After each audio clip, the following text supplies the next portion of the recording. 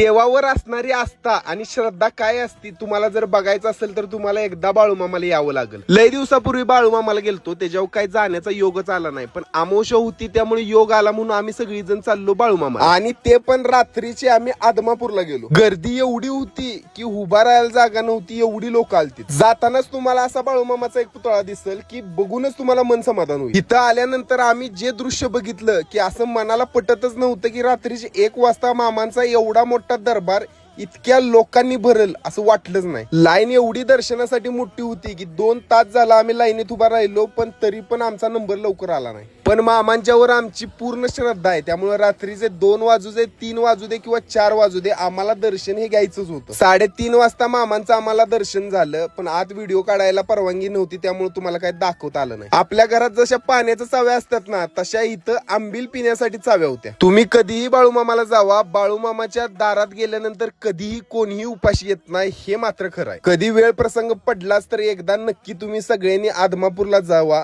आणि बाळूमामांचं दर्शन नक्की घ्या. बोला बाळूमामाच्या नावानं चांग भलं.